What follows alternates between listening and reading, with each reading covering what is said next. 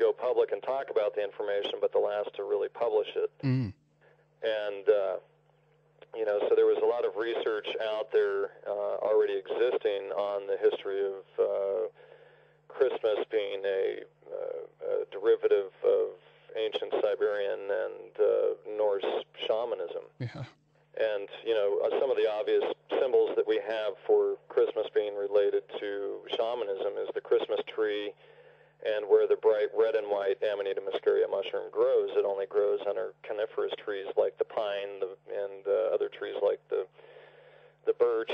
But this mushroom is the brightly colored packages that appear magically overnight underneath the Christmas tree. And, of course, the Christmas tree is actually the world tree, which is symbolic of the world axis. Yeah. And, the shaman were worshiping the death and rebirth of the sun at the winter solstice when they would take these substances at so-called Christmas time.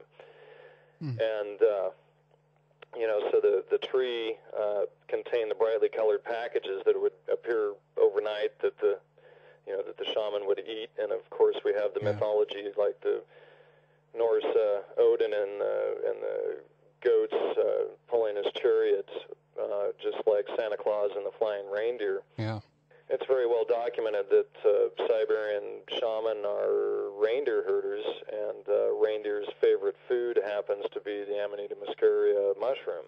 Ah. So, we have this whole symbology of flying reindeer and, pulling Santa, the chubby guy dressed in red and white, who is the anthropomorphism of the mushroom itself. Yeah. And then, of course, the ties to astrotheology there with the world tree and the pine tree, macrocosm and microcosm, which is also represented, as we show in our book and the video, the Yggdrasil tree, the as above, so below theme. Yeah. And do you think, that this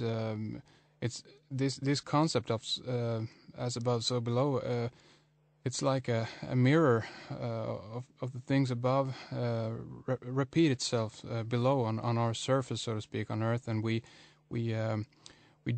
they become our myths, so to speak. But Right. do you think that this information, when one takes the mushroom, that one can become aware of the stars above and how it looks, basically? Well, that was actually the whole idea. And if you stumble across an Amanita muscaria mushroom when you're walking through the forest, there are these bright red balls growing on the ground that have little white patches on them that look like clouds passing in front of the sun.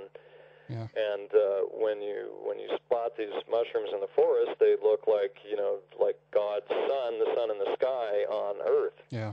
And so you had the incarnation of God's Son on Earth in the mushroom itself, and of course, we have all of this terminology for light, and the sun. So we have the sun gives us light, and when you take the mushroom, it is said to bring you enlightenment, or you would discover your connection to the sun by eating God's Son on Earth, which gave you the connection to God's Son in the sky, giving you enlightenment or the sun's light. Yeah, yeah.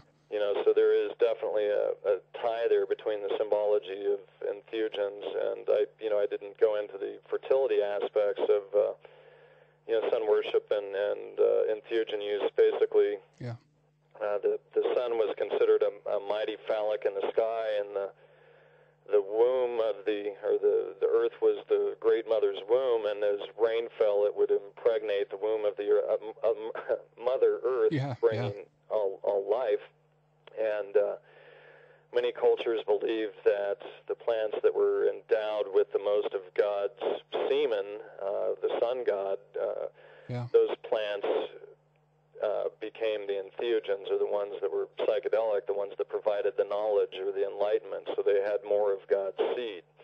Mm-hmm. And this was something that Allegro touched on, and we sort of expanded on it in our book, and looking at that as something that should be taken far more seriously than scholars throughout the 70s and 80s had bothered to look at it. Yeah. And I myself have never tried any mushrooms, but it's quite obvious that when you read about it that it seems to be a very powerful and sometimes world-changing experience for many who try it. And of course, this brings you to the question of how people of the olden days, or so to speak, how they would react to this. And I've even heard a few. I read a few articles actually by people who have taken it, that there is a sense of a kind of almost a communication in the experience. Do you have any thoughts on this? Well, I've definitely had those types of experiences myself, but anything in that realm is very difficult to explain without sounding like utter nonsense just by the mere fact of trying to explain it. But there have been studies done by Harvard, like the Good Friday experiment with Rick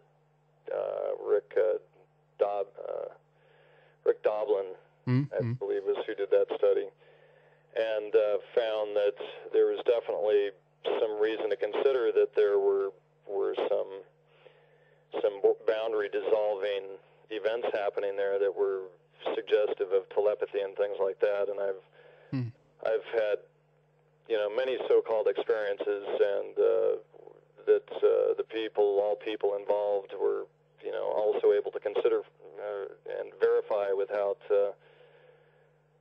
it was clear that we were on the same page in what we were discussing, by whether by body language or words or whatever, verifying what we were experiencing internally, and able to verify the experience.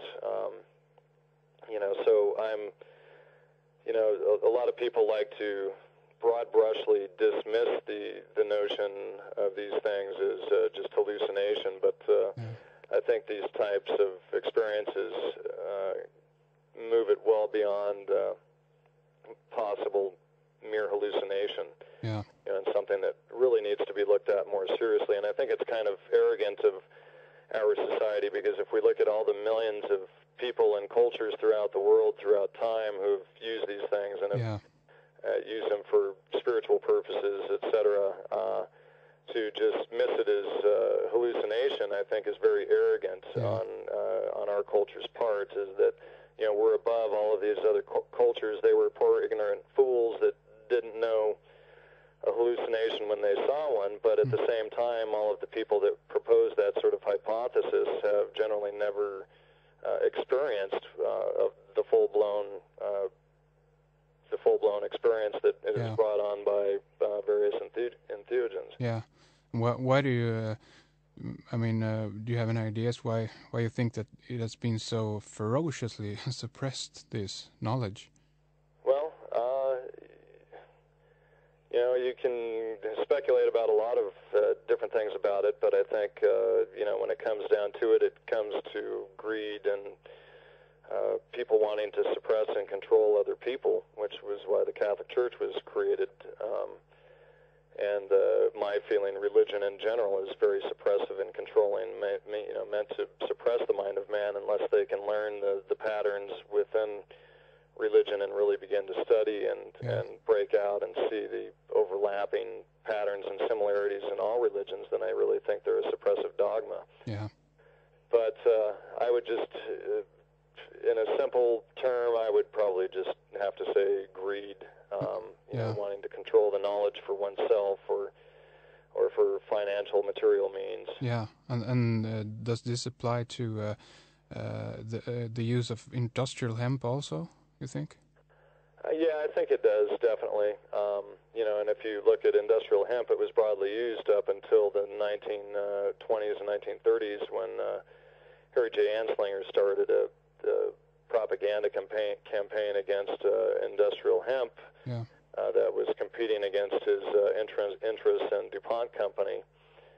And he stated that, he created the term marijuana at that point, which was a Mexican slang term for some question if it was even the hemp plant that the name marijuana was a slang term for. But he basically created the term and created a huge fear campaign around it, and most people didn't even know that marijuana was the same plant as the one that they had been growing in their backyard, and their grandparents had been growing for many generations, that had clothed them and fed them for, since the beginning of time. So, I think there's definitely some sort of tie in there.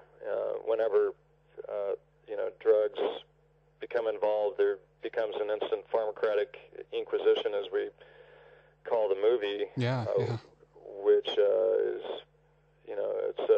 it's a drug ruling inquisition. It's not, it's not what the proposed meaning of it is.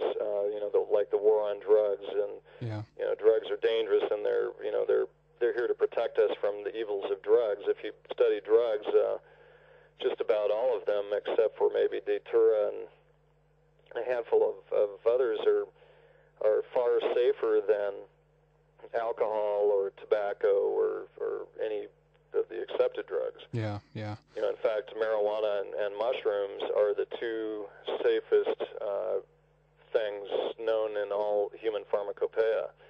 The LD50 rating, which means lethal dose 50% for mushrooms, is like 1,600 to 1. So you would have to take your body weight in mushrooms to create a toxic response. And for marijuana, you would actually have to consume 1,500 pounds within 15 minutes, which would be equivalent to close to 700 kilos within 15 minutes to have a toxic response. So it's physically impossible. And yet there's all of this just ridiculous propaganda and hysteria surrounding hemp and entheogens and the drugs, and lumping them with dangerous things like cocaine and heroin and methamphetamine. When they should in no way be associated at all. And we got just about 1 minute left here. So, I mean, for the listeners, the book, is it available through your website, or how can we get it? The book is available on our website, as well as Amazon.com and BarnesandNoble.com. Or directly through our publisher, thebooktree.com. All right. And so those are various different sources. And if people want to get an autographed copy from us, they can contact us through the website. I'm currently out of copies of the book, but I plan on getting more soon. Oh, great. Okay. Thank you so much for coming on. It's been really great. Well, thank you for having me on, Henrik. And, much appreciated. Yeah, great. Good luck with your show. Yeah, thank you, and good luck with the book. And we'll say goodbye there, okay? Thank you very much for coming on. Thank you.